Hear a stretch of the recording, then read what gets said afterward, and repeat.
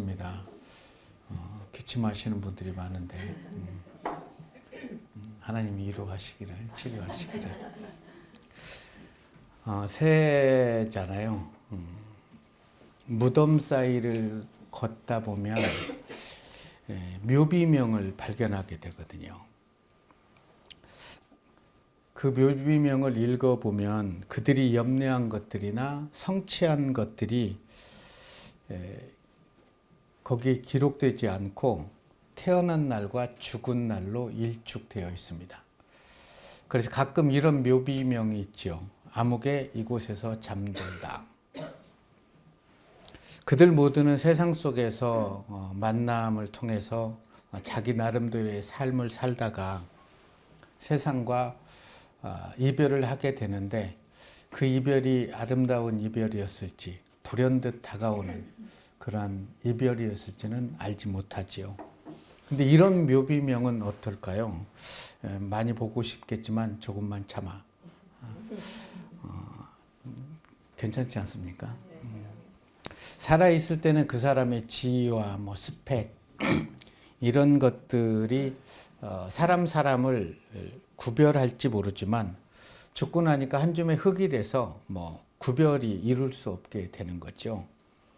그래서 우리 인간은 죽음이 코앞에 있다는 것을 늘 인식하며 살아간다면 살아가면서 작은 일에 감정을 높고 낮고 누군가를 원망하고 비교하고 평가하고 그렇게 살지는 않을 거예요.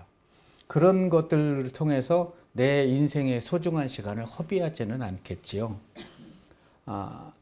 내 생명이 코끝에 있다. 오늘이라도 나는 주님이 부르면 주님 앞에 가야 된다라는 생각을 안고 살아간다면 곁에 있는 사람들을 더 사랑해주고 섬겨주고 그들에게 막말을 하고 싶을 때에도 침을 꿀꺽 삼키고 오히려 그들을 위해서 기도하고 축복하는 그런 삶을 살아가지 않겠습니까?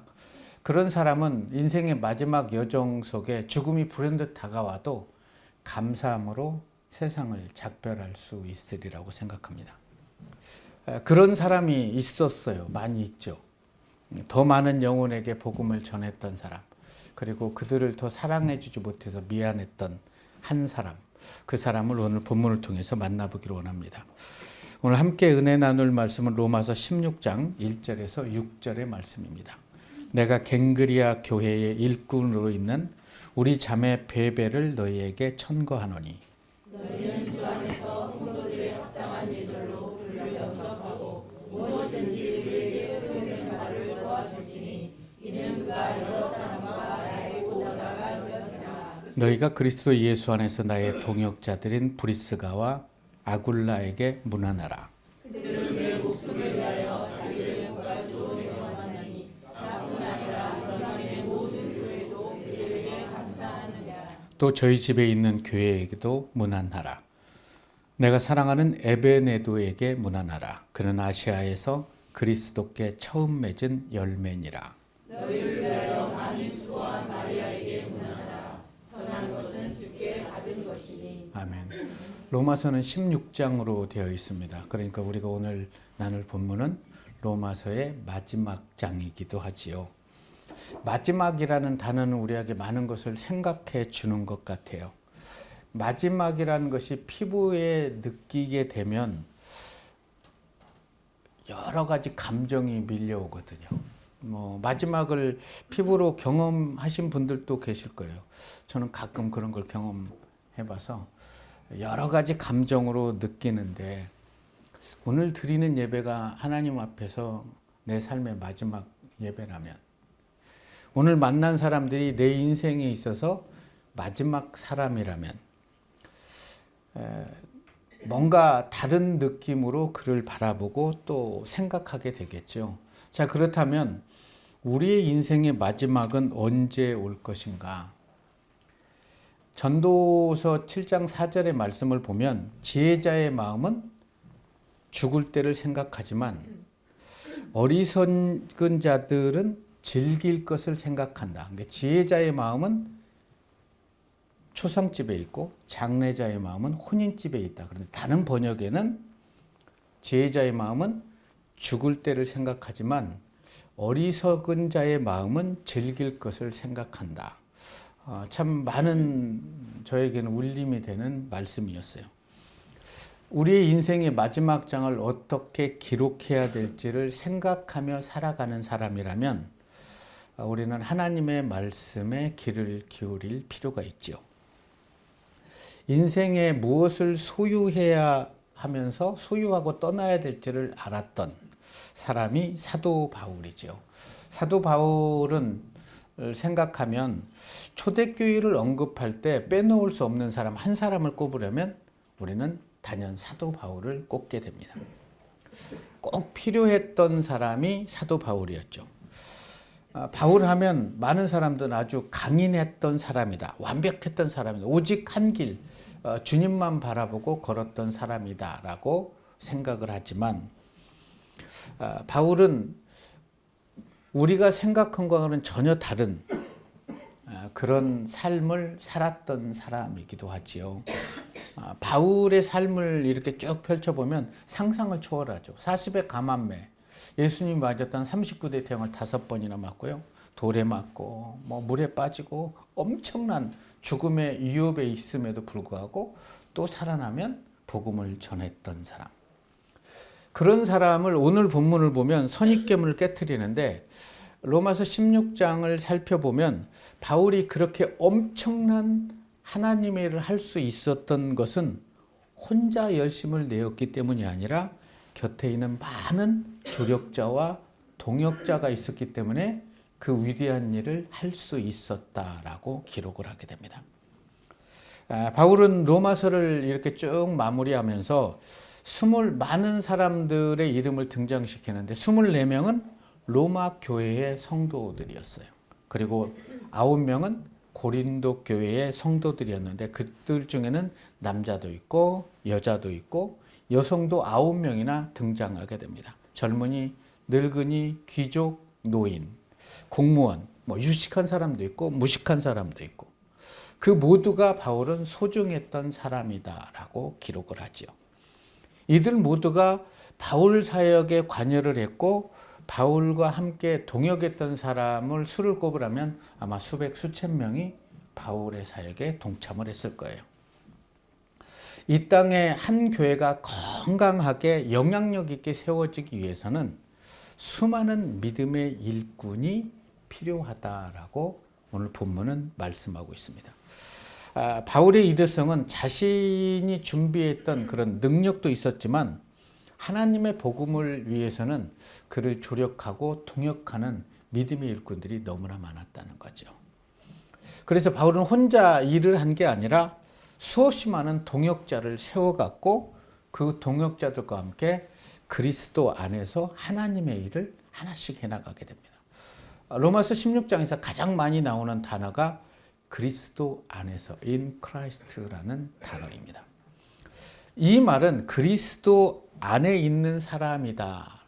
개인적으로 예수 그리스도를 만난 이후에 예수 그리스도 안에서 계속 말씀으로 성장해서 예수 그리스도의 복음을 증거하는 사람을 우리는 그리스도 안에 있는 사람이다 라고 얘기를 하죠. 만약 어떤 사람이 그리스도를 개인적으로 만나지 못하고 교회의 일꾼이 된다면 그는 교회에서 대접을 받고 자기의 직분으로 어떤 그것을 계급으로 착각해서 교권주의자로 성장할 수도 있는 것이지요. 초대교회의 바울 주변의 일꾼들은 그리스도를 경험하고 그리스도를 증거했던 사람이에요. 내가 만난 예수를 누군가에게 전했던 사람. 지난 1년 동안 여러분들이 만난 예수 그리스도를 누군가에게 전한 적이 있으십니까? 있겠지요. 그래서 초대교회의 생명력은 숫자에 있었던 것이 아니에요. 그렇게 그들의 숫자가 많지는 않았어요. 그런데 그들의 영향력은 엄청났죠. 이들은 세상을 어지럽게 하는 자다라고 사도행전에는 그렇게 기록을 하게 됩니다. 특별히 초대교회 성도들은 하나님께 쓰임받는 종이 마음껏 사역할 수 있도록 모든 것들을 지원하게 됩니다. 1절, 2절의 말씀을 보니까 갱그리아 교회 일꾼으로 있는 우리 자매 베베를 너에게 청구한다. 내가 주 안에서 성도들의 합당한 예절로 그를 영접하고 무엇이든지 그가 필요하다는 것은 다 도와주라. 그가 여러 사람과 나의 보호자가 되었다라고 바울은 기록을 하게 됩니다. 갱그리아는 고린도 도시에서 약 14km 정도 떨어진 항구 도시입니다. 베베는 거기에 있다가 고린도에서 바울 사도를 만나게 되지요. 그래서 이제 제자가 된 이후에 바울에게 부탁을 받는데 편지를 이렇게 전해달라는 부탁을 받습니다. 바로 로마서라는 편지를 가지고 갱그리아에서 고린도를 거쳐서 로마까지 가져갔던 사람 베베입니다. 그는 편지 전하는 일이 뭐 그렇게 대단한 일일까라고 우리는 생각할 수도 있지만 그것이 하나님을 위한 복음의 전달이고 특권이라고 생각하면서 그것을 영광스럽게 생각했다는 거죠. 우리는 교회 안에서 많은 직분을 가지고 있고 여러 모습으로 섬기고 있죠. 그 섬김이 목회자든 성도든 하나님 보시기에는 다 아름답다는 거죠. 그 높낮이가 아니라는 거죠. 이것을 보면 하나님의 일은 아무리 사소한 일이라도 위대한 일이다. 하나님이 나에게 이것을 할 수 있는 은혜를 주셨구나라고 생각하면 감사가 나오게 되는 거죠. 나에게 맡겨준 일이 아무리 사소한 일일지라도 가볍게 여기지 않고 특권처럼 여길 수 있는 사람, 그게 그리스도 안에 있는 사람이다. 3절에 보니까 너희가 그리스도 예수 안에서 나의 동역자인 브리스가와 아굴라에게 문안하라. 자, 그렇다면 이들 부부는 어떻게 주님의 일꾼이 되었을까? 사도행전 18장 1절에서 3절의 말씀을 보시면 그 후에 바울이 아덴을 떠나 고린도에 이르러 아굴라라는 본도에서 난 유대인 한 사람을 만나니 글라우디오가 모든 유대인을 명하여 로마에서 떠나라 한 고로 그가 그의 아내 브리스길라와 함께 이달리아로부터 새로 온지라. 바울이 그들에게 가매 생업이 같으므로 함께 살며 이르라니 그 생업은 천막을 만드는 것이더라. 로마 글라우디오 황제 시절에 유대인들은 모두 로마를 떠나라는 이런 추방 명령을 받게 되지요. 그들은 로마를 떠나서 쫓겨나서 이제 고린도에 와서 바울을 만나서 복음을 듣게 됩니다. 그래서 그리스도인이 되게 된 거죠. 그때부터 바울과 더불어 동역하며 그리스도의 일꾼으로 성장하게 됩니다. 5절의 말씀을 보면 또 저희 집에 있는 교회에게도 문안하라. 고린도 교회의 중요한 역할을 했던 장소가 바로 브리스길라와 아굴라의 집이었던 거죠. 그들은 자신의 집을 교회로 내어 놓았던 거죠. 사실 집을 개방한다는 거 쉽지 않지 않습니까? 그런데 이들은 어떻게 복음을 전해 들었기에 그 복음이 그들의 삶에 어떤 영향력을 끼쳤기에 자기의 집까지도 내어놓을 수 있을까? 기쁨과 헌신, 감사가 없다면 감히 상상할 수도 없는 일이죠. 바울이 고린도를 떠나서 에베소로 가니까 브리스길라와 아굴라는 바울과 함께 에베소로 갑니다. 그리고 그곳에서 또 자기의 집을 개방하게 되죠. 그리고 바울이 로마로 가면 또 같이 로마로 따라갑니다. 로마로 간다고 얘기하니까 먼저 로마에 가서 자리를 잡게 됩니다.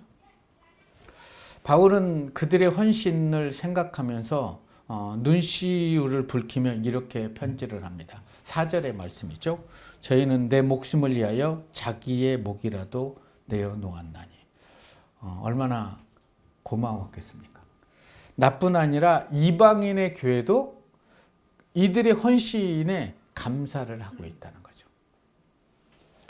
그들은 바울이 에베소에서 이방인을 섬기는 사람들에 의해서 목숨의 위협을 받을 때 생명을 걸고 바울을 지켜내게 됩니다. 갈라디아서 4장 15절의 말씀을 보시면 갈라디아 성도들을 향해서 바울은 저희는 눈이라도 빼앗을 정도로 나를 사랑했다.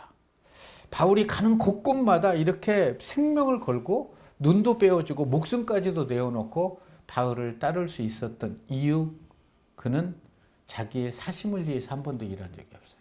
오직 하나님의 복음을 위해서 한 걸음씩 달려나갔기 때문에 바울과 동역하는 것은 하나님의 일을 하는 것임을 그들은 자각했던 거죠.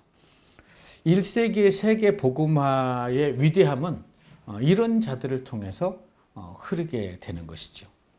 자, 그렇다면 21세기에 2000년이 지나는 21세기에 아굴라와 브리스길라의 부부는 어디 있을까요?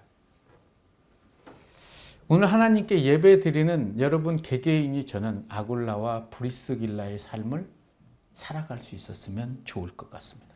누가 알아주지 않아도 주님이 기억하시면 만족할 수 있는 삶을 살아낸다는 것. 그게 인생을 아름답게 빛내는 삶은 아닐까. 계속해서 바울은 여러 사람에게 문안을 하라고 합니다. 13절의 말씀을 보면 주 안에서 택하심을 입은 루포와 그 어머니에게 문안하라. 그의 어머니는 곧 내 어머니다.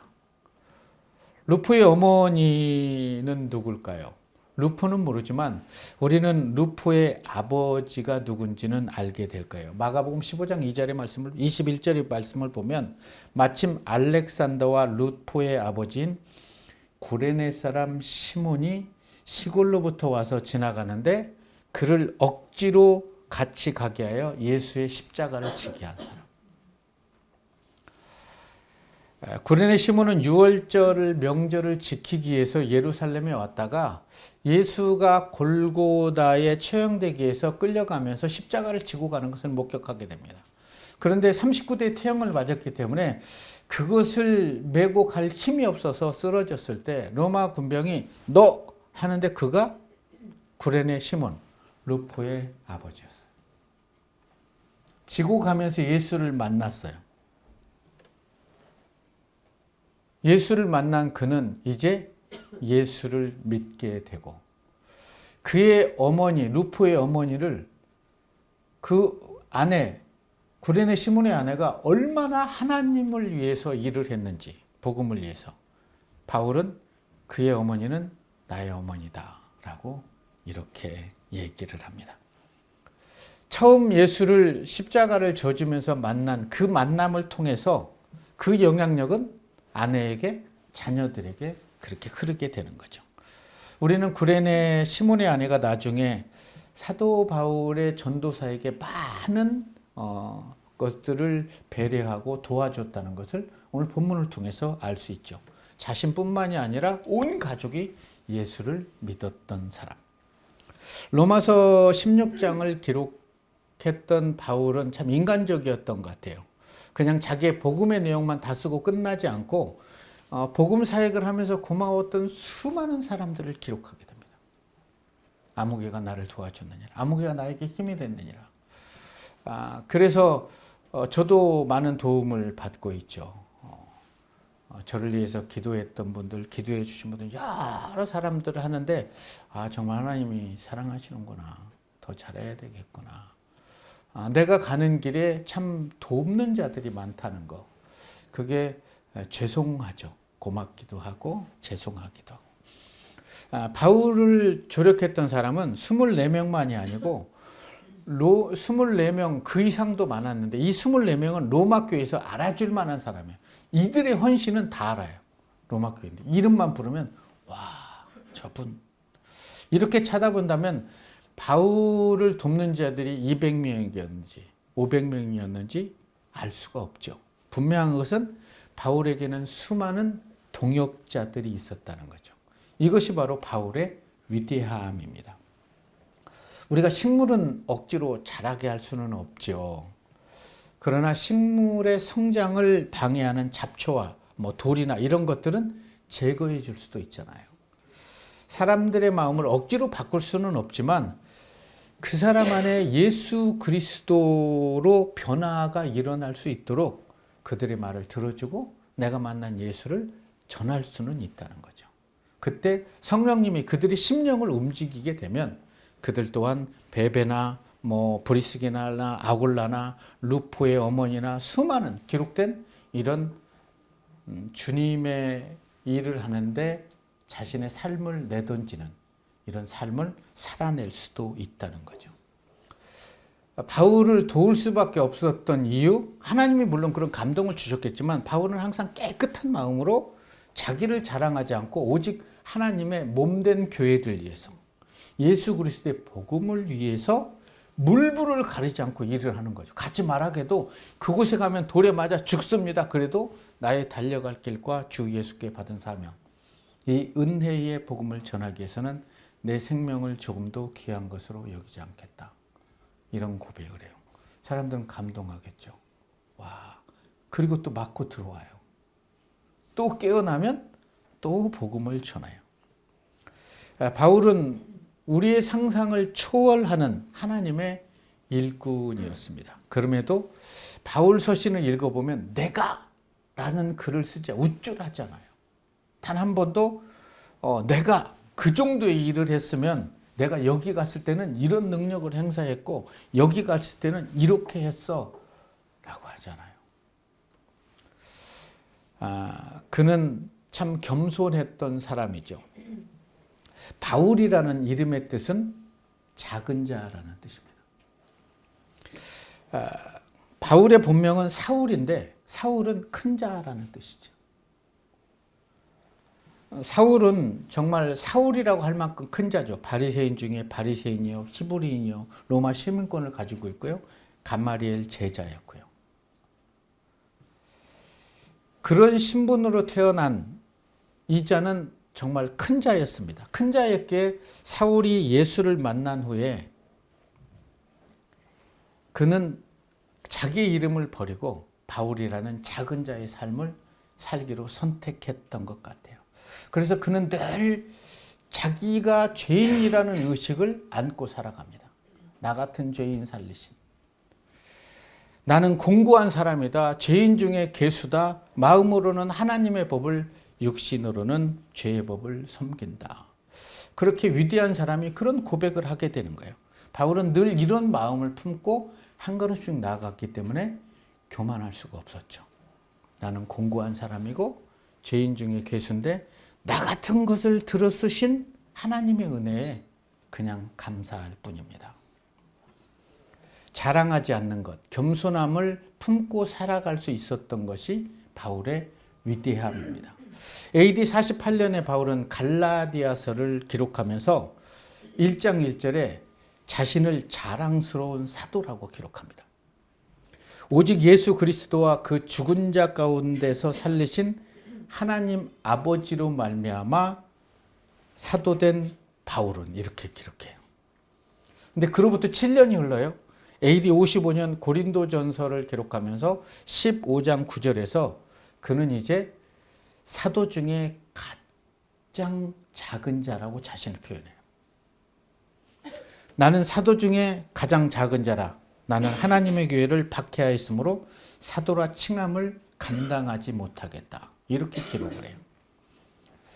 자, 그로부터 또 세월은 흐르게 되죠. 5년 후에 AD 60년 그는 에베소서를 기록하는데 에베소서 3장 8절에서 모든 성도 중에 지극히 작은 자라고 표현합니다.